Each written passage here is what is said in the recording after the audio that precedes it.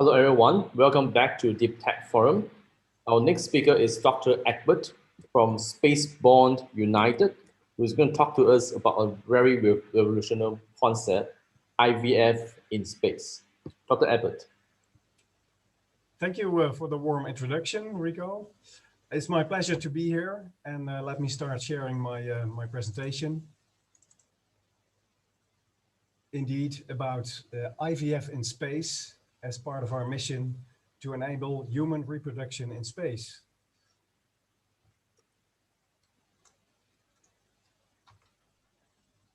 My name is Egbert Edelbroek, and I'm the CEO and founder of Spaceborne United. And the first question you might have is, why would IVF in space or reproduction beyond Earth be relevant? Well, let me first take you to space and all the recent activities that you must have been seeing on the news. The United Arab Emirates have been sending impressive probes to the orbits of Mars.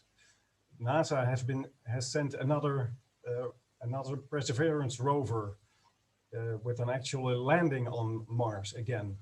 Elon Musk with SpaceX is continuing to test his Starship prototypes. The world is preparing permanent human settlements beyond Earth, first on the moon and eventually on Mars. And this is providing opportunities for humanity in space and on the moon, on Mars, but also for Earth. So space exploration is solving also a lot of challenges that we are dealing with on Earth. A lot of scarcity issues with raw materials can be solved with space exploration. Of course, climate change issues can also be tackled, and a lot of other examples, as you can see on the screen. And of course, climate change. Climate change is potentially causing a lot of problems for large regions on Earth in just decades from now. Every so many years you see another, well, actually every so many months you see another large report from scientists warning humanity for the increasing threats to life on Earth. Not just climate change, not just increasing extinction rates in nature and biodiversity, but also everybody is aware of pandemics and the increasing frequency that we can expect such pandemics. We are also not sure if nuclear threats will one day cause really big problems on Earth. And we are also not sure if artificial intelligence will go beyond our control. But the best reason for me personally is becoming a spacefaring civilization, because that will expand the human comfort zone. Carl Sagan is talking about spreading the seeds of life into space. And actually those seeds of life, that's exactly our focus. Because there's one element missing. If you look at all the large space agencies around the globe, they're all trying to prepare becoming a multiplanetary species. But that of course also requires learning how to reproduce in space. And that happens to be a challenge that is very difficult to address for these large space agencies and large corporations, mainly because it's an ethically delicate subject, and especially for agencies dealing with taxpayer money, that's difficult to explain. It's also because of the alternating political focus that they have to deal with. If Obama wanted to go left, Donald Trump had to go right, and now we have to see what Joe Biden is doing. Spending taxpayer money means also that long-term goals are difficult. Learning how to reproduce in space is a long-term goal. Fortunately, the agencies are explicitly encouraging focused space life science companies, research biotech companies to address this issue. So that's where we come in. You're looking at the UFO-shaped building in the Netherlands, where we rent the office space and coordinate a part of our research. We do three things to enable human reproduction in space. First of all, we research the conditions for human reproduction in space And we look at all the research that has already been done by large institutions and agencies like NASA, JAXA, ESA, etc. The second thing is that we translate the outcomes of this research into mission designs. And we include industry partners that could help in executing those missions. And we also translate the outcomes of this research into biomedical equipment, especially IVF equipment. Because you have to understand, reproduction, of course, is not just one thing. It consists of different stages. So you could see it like this. And Spaceborne United is focusing on the first stage of reproduction, the conception and early embryo development. And we will first enable this in low Earth orbit, so very close to the, rather close to the surface of Earth, comparable to the where the International Space Station is orbiting. This is where 80% of our focus is going to. The other 20%, we are also already looking at childbirth in space. Of course, our name, Spaceborne United, is referring to birth in space.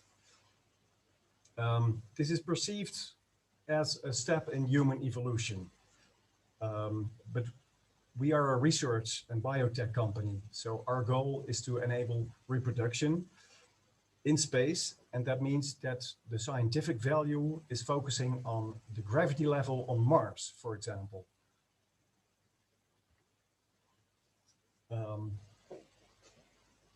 So what we do is taking IVF technology in space.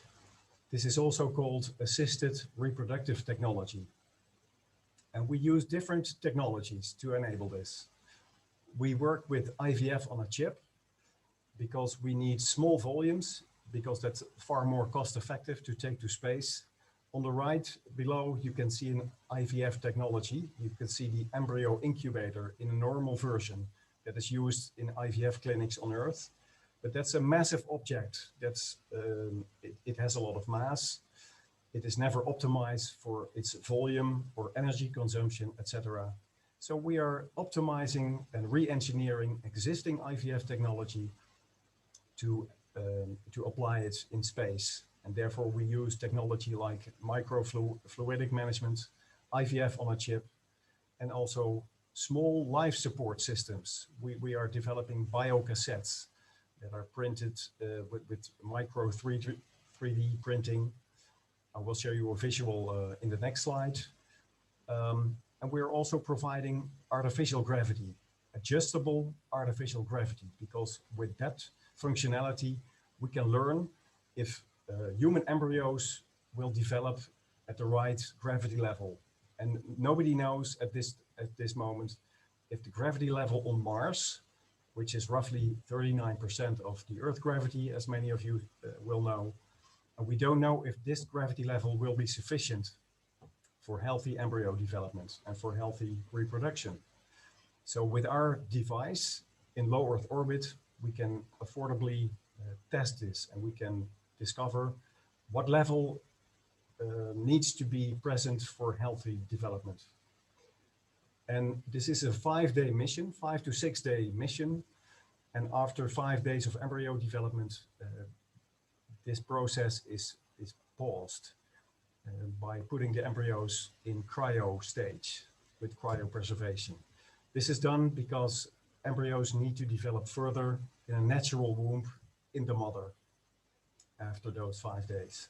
And we also do this to protect the embryos for the hazardous vibrations and the gravity peaks during the re-entry to Earth. This is a visual. I will not go into many details, but you get a rough idea about those biocassettes that function as small life support systems for the developing embryos. It contains different fluids that are necessary for the IVF process. And we stack multiple of these biocassettes together in our embryo incubator. We also, as I said, design missions. And this is an example of our mission in which we enable embryo development and conception in low Earth orbit. You can see the Virgin Orbit airplane, the Cosmic Girl with the Launcher 1 system, which is very flexible and can send our recoverable biosatellite into low Earth orbit. And eventually, after 5 or 6 days, it will be recovered back on Earth. And the embryo samples will go back to the IVF clinic for examination. So, as I said, these cassettes are stacked together and put in our gravity device, in our artificial gravity generating device, inside our biosatellite, inside the Launcher 1, as one of the options. This is, I have to emphasize this, because we are also exploring options with a fully unmanned launcher system, where Virgin Orbit is working with the first stage is with the Cosmic Girl below, which is of course a manned vehicle. And we prefer unmanned mission. I'm not doing this just by myself. We need a lot of experts on the fields of biomedical, space technology, but of course also ethical matters and legal matters are important. So in our team, this is covered, and we are also being supported by a network, a growing network of international advisors and experts on these fields. I will not discuss all of them, but it's just to give you an idea of a selection of our network. And of course, we have industry partners and research partners.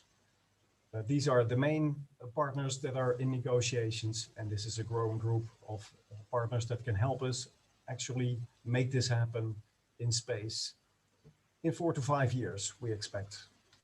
That is for IVF in space, not for childbirth. That might take 15 or 20 years, we don't know. That will of course depend on many factors that are out of our control. And this presentation focuses on conception and embryo development in space. And that's what this consortium is for. I will not go into all the details of how we connect all the research areas together, but it's just to give you a quick impression. I was very happy that Rico asked me to present here, but it was like a last minute request. So I didn't have all the time for a perfect presentation, but I wanted to give you some impressions about how we do this. As you can imagine, the media likes this subject, especially because it's also perceived as steps in human evolution. For the first time in history, a human baby will not be conceived on Earth, but in space. First, of course, we will do validation missions with animal cell samples, but eventually we will move towards human embryos. This is expensive, so we have to look at funding approaches and long-term customer segments. Of course, as I mentioned, the agencies that are planning human settlements, permanent human settlements in space, they will need our research output, they will need our technology. Otherwise, their efforts are pretty much pointless, and it's very hard for themselves to address. So we aim for them as a long-term customer. On the short term, we focus on research centers and universities that are interested in our research outcomes. And in between, in the midterm, our experts expect that there will be a lot of spin-off, a lot of added value for the IVF sector itself, and for manufacturers of equipment like embryo incubators. We are also receiving a lot of information about very wealthy families, the so-called high net worth individuals or families, and they are willing to spend a lot of money to be able to say, well, it's actually our child that was the very first child in history that was conceived in space, or that was part of the very first 10 or 25, and so on. But there's also another group of interest, the upcoming space nations. Everybody knows it's no longer just the US and the Russians, but there are many more countries that are looking for unique achievements in space. Let me zoom into this last group. In this new space race, the different countries are looking for unique achievements that will put them on the map.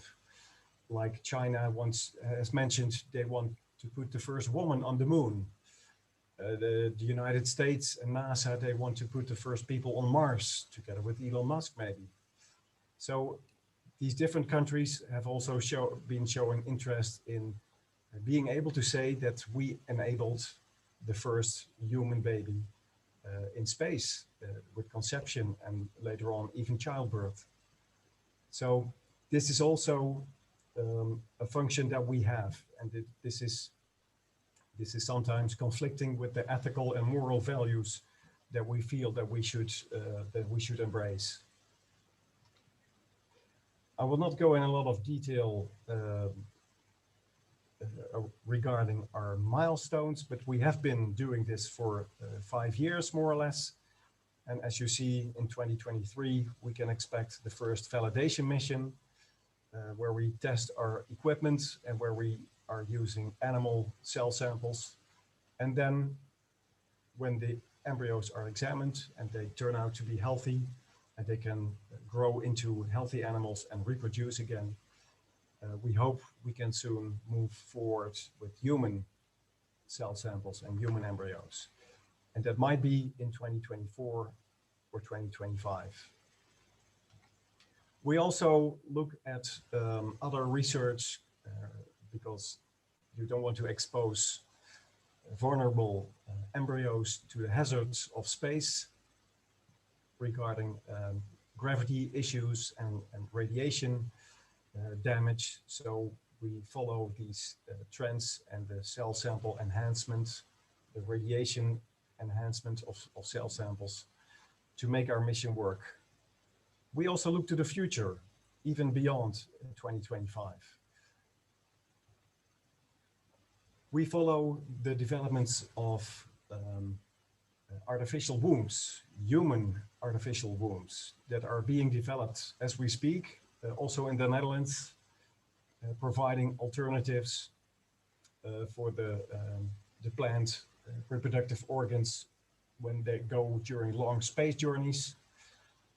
And they even look to really controversial ideas about reproduction. But this is not our job, but we monitor these trends. Looking at the time, I think I should leave some time for Q&A. So thank you for your attention. And if there is time, I hope I can answer some of your questions. Thank you very much, Egbert. We still have a few minutes, but thank you very much. I think it's a very interesting proposition that you have here. So just out of curiosity, at this point in time, are there a lot of challenges in terms of this program on the regulatory side or ethically side? That you guys for sure. There are a lot of developments, and we are not bound to one legislation area, to one country.